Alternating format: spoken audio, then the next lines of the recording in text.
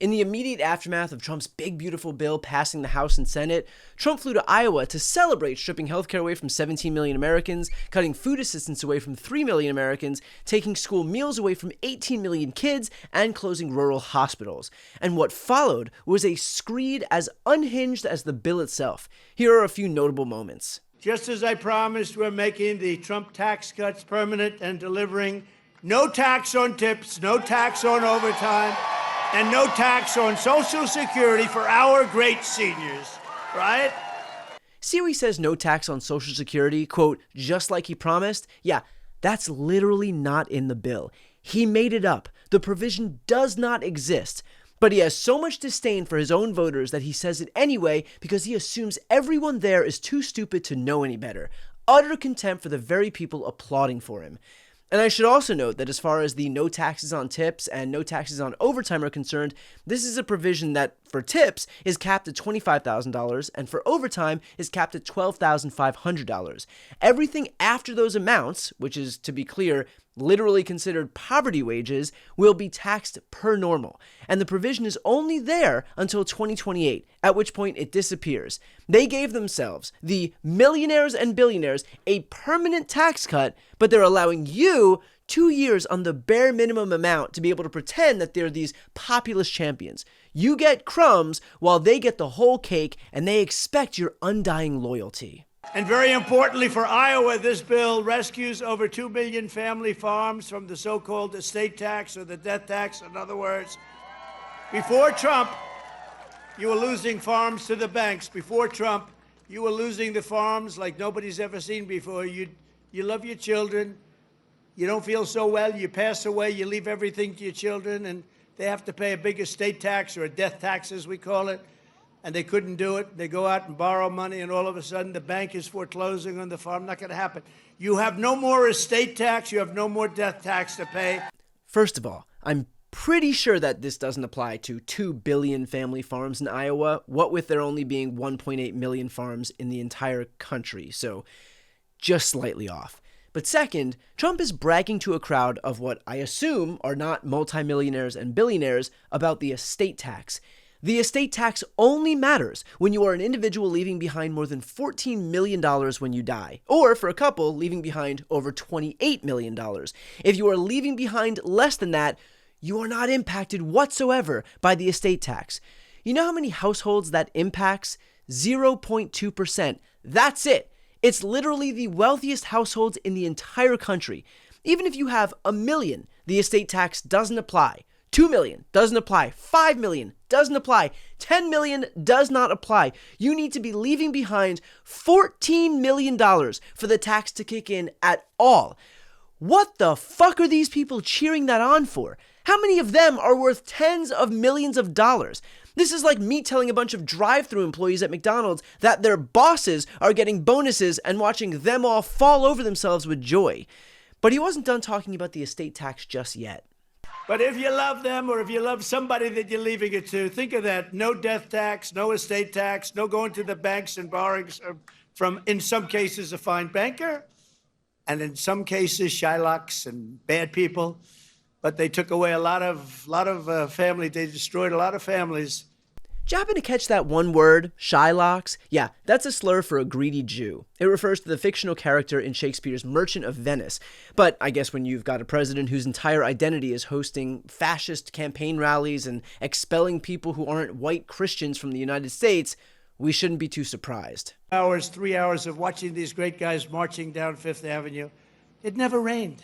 And then I thought to myself, global warming, they're telling us what's going to happen in 250 years to our planet, but they can't tell us it's going to rain 3 hours before the event.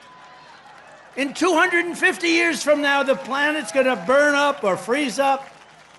And you know, remember when they said, they called it global warming, then global cooling. They had all different things.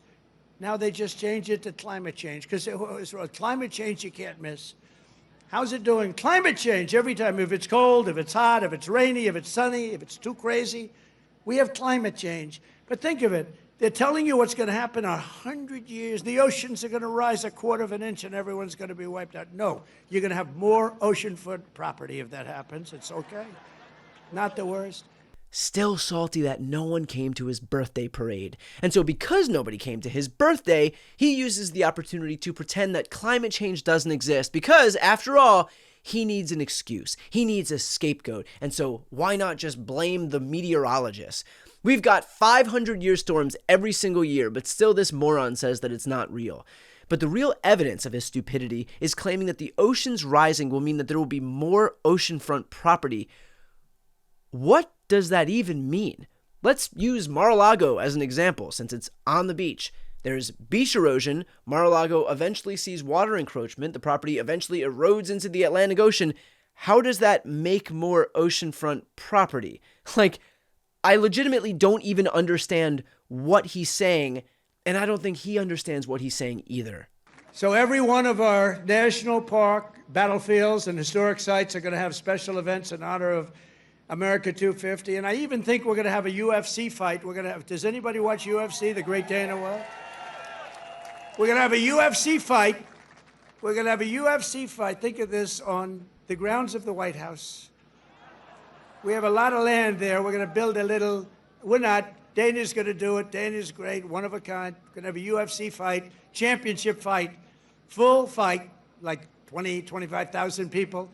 And we're going to do that as part of 250 also. We're going to have some incredible events, some professional events, some amateur events, but the UFC fight's going to be a big deal too. And priorities, am I right? The guy just ushered through a bill that'll destroy the last lifelines for millions upon millions of Americans, and this guy is focused on the stuff that really matters: hosting UFC matches on the White House lawn.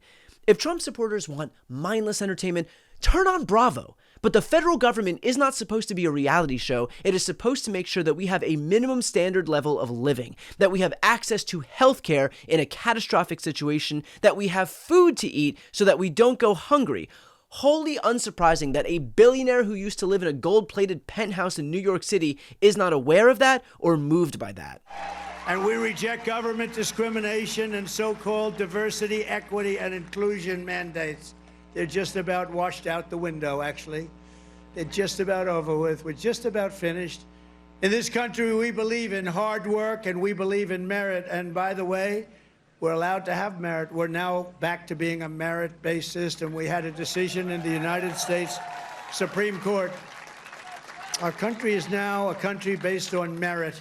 Good news. Our country is now based on merit. And that, my friends, is why the Secretary of Defense is the weekend cable anchor who said nice things about Trump on TV. That's why the Secretary of Health and Human Services has no degree or experience in medicine or public health. That's why the Secretary of Education is the wife of the owner of the Professional Wrestling League. That's why the Secretary of Transportation is a former reality TV star, because merit is back. You see, this is what it looks like when you actually deserve your spot. And look, I could obviously go on, but for the sake of your ears and my sanity, I think you get the point. This guy is going on a victory lap in the aftermath of decimating our healthcare, our food assistance, our energy costs, our school lunches, our ACA subsidies, and our debt. He handed himself a fat tax cut and got a bunch of people who voted against their own interests to cheer it on. It just goes to show the importance of getting good information out there.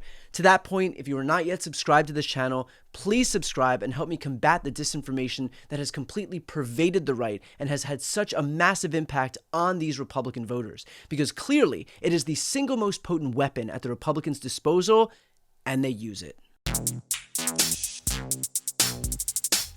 Before you go, if you enjoyed this content and you want to see more and support independent media, please subscribe to this channel. The subscribe button will be right here on the screen. But second, the reality is that we are now in a political environment where this administration can lean on any of the social media platforms to suppress certain voices if they don't like critical coverage. That means my longevity here is in the hands of a few tech billionaires who are already making it clear that they are willing to cater to this administration.